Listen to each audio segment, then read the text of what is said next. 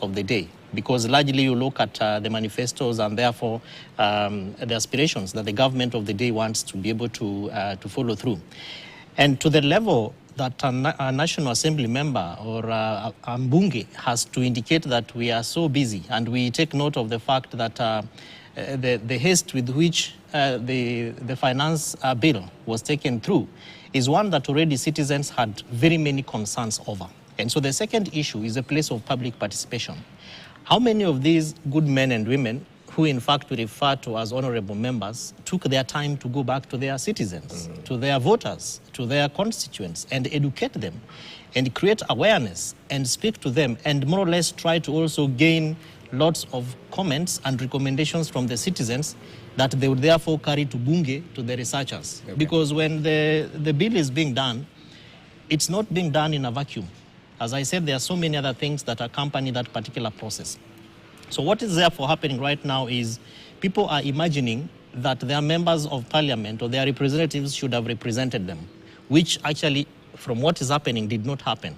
And that is one of the things that many Kenyans, if you look at even the report of the finance bill, very many people, I think there were over 289 plus institutions that sent their submissions to the budget committee at KICC and in the various different conversations that they were having. Yeah. The question is, did they take into account the concerns that citizens were talking about? And from what is therefore emerging, it is very clear that that did not happen. Okay. Now, that therefore presents a very difficult circumstance for the common citizen. And I think for me, KRA is not even the issue, because KRA is a state agent that is supposed to help in collection of taxes. And they don't do these things by themselves. They are guided by laws, and that law is a Finance Act. Now, to the level that even the chair of the Budget Committee of the National Assembly should be the first one to point holes at a document which he very vigorously and ferociously, defended. I think that is a clear indicator of black-headedness, if I could say, and a level of treating the citizen as somebody who has nothing in the head, because we were there to look at these members of parliament really defend their positions.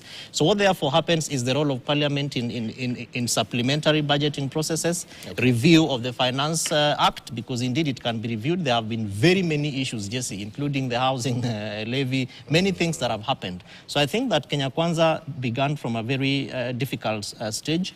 They failed to put in the aspect of research in terms of what they campaigned for and the reality on the ground, and therefore the space of the citizen in giving the citizen an opportunity to also speak out and actually give them that benefit of doubt that what you are saying, we have taken it into account.